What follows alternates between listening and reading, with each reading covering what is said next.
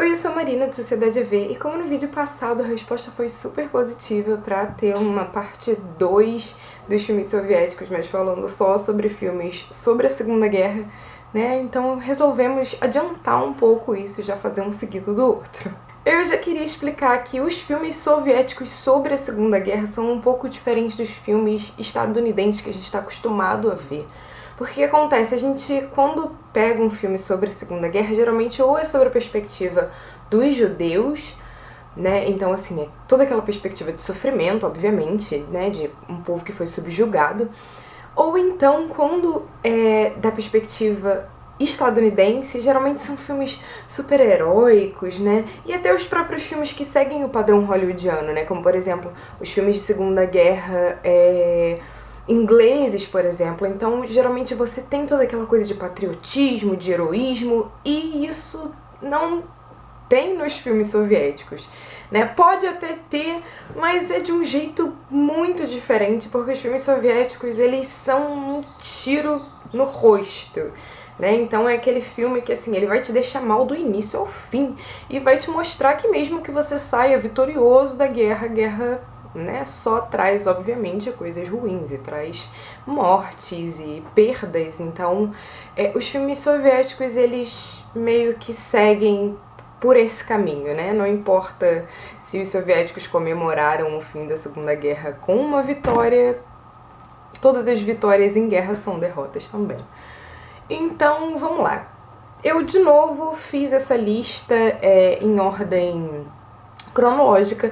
Então, o primeiro filme que eu escolhi foi Quando Voam as Cegonhas. Esse é um filme de 57, ele ganhou até a Palma de Ouro, então é um filme bem icônico e que fez um relativo sucesso, né? As pessoas conhecem bastante esse nome. Ele conta a história da Verônica e do Boris, eles se apaixonam, mas, né, vem aí a guerra e eles acabam tendo que se separar. Ele é um filme bem interessante porque ele corre por caminhos que a gente não espera. E como é um filme de 57, talvez tenha algumas coisas assim um pouco difíceis, talvez ele possa ser um pouco lento, mas é um filme bem interessante.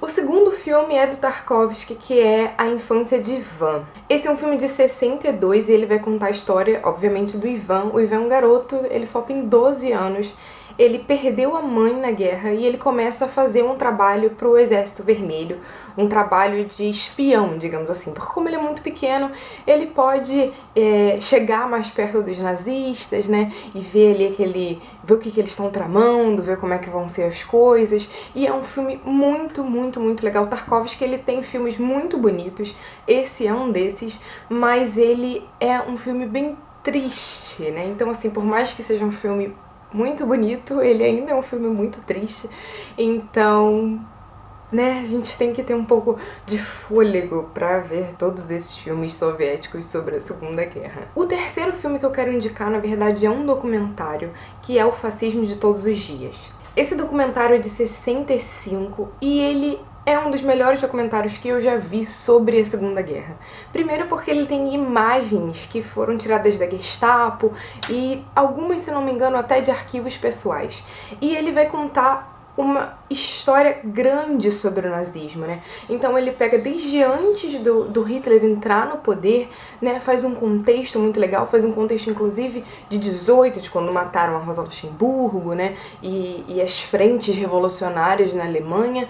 Então ele tem um contexto muito legal, ele fala sobre a arte, sobre a visão da arte do fascismo, o que os fascistas estavam produzindo em termos de arte.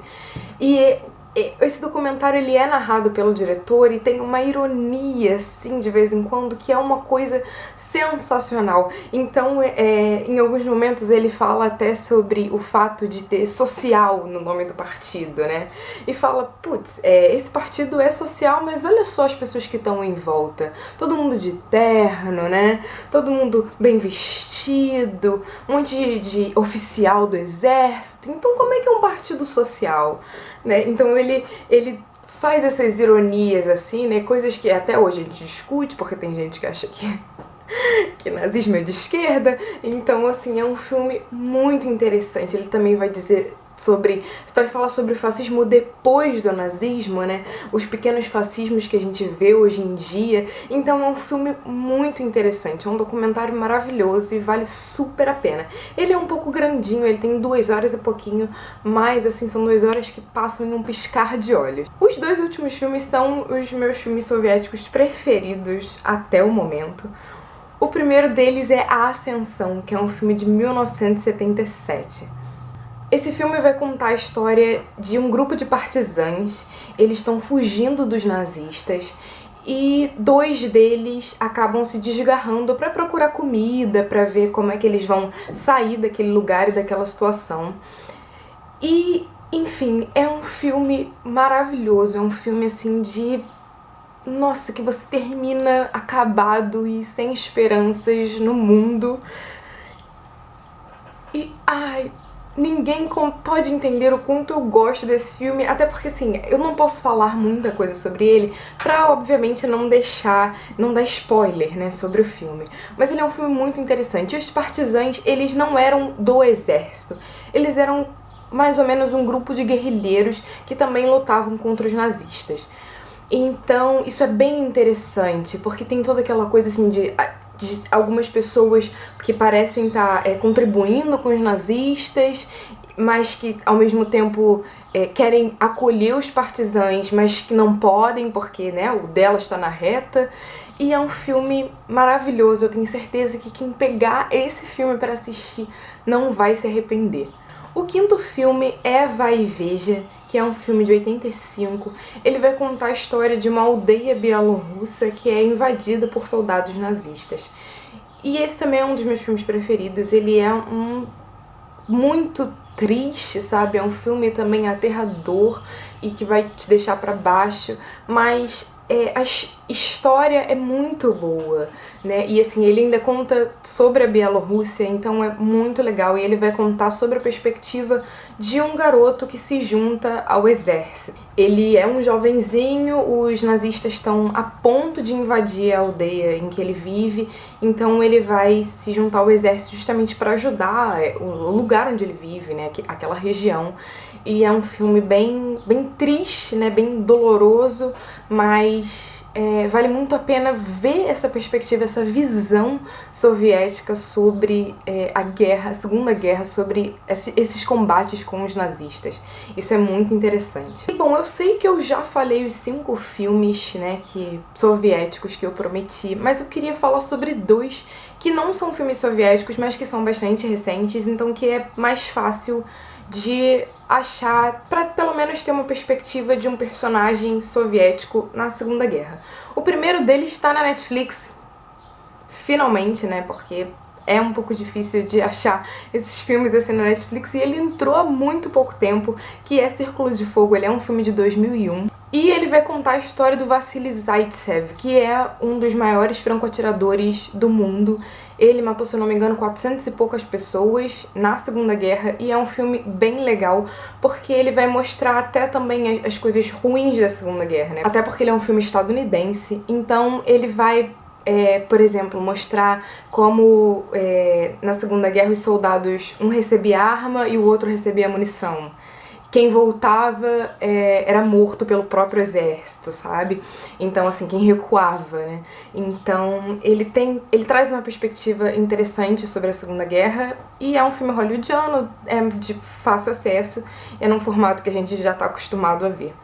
O segundo filme é o Batalha por Sevastopol, que ele vai contar a história da Lyudmila Pavlichenko, que foi uma das maiores mulheres franco-atiradoras do mundo. Se eu não me engano, ela foi a maior franco-atiradora mulher do mundo. E ele não é exatamente um filme maravilhoso, porque ele meio que vai reduzir muito a história da Lyudmila Pavlichenko a, sei lá, os romances em que ela viveu.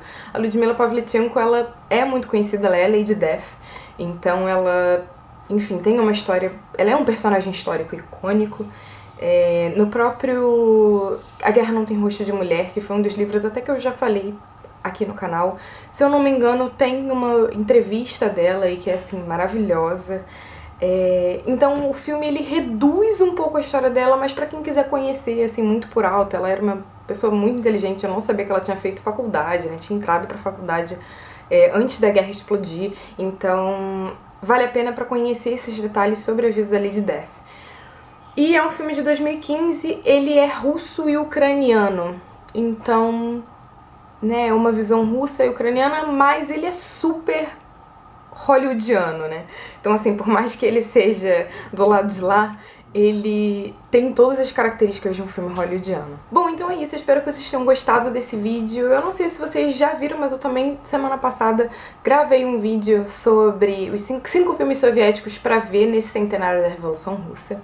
Então, caso vocês não tenham visto e se interessarem por esse tema, o vídeo vai estar aqui nos cards. A gente tem tudo quanto é rede social, os links estão todos aqui no box de descrições. Se você gosta de filmes soviéticos, se você já viu algum desses, se você quer indicar também outro filme soviético que não tenha falado aqui, ou outro filme até estadunidense sobre perspectiva soviética que você goste, pode falar aqui nos comentários, vamos fazer uma troca de filmes, né, de indicações. E até o próximo vídeo. Tchau, tchau!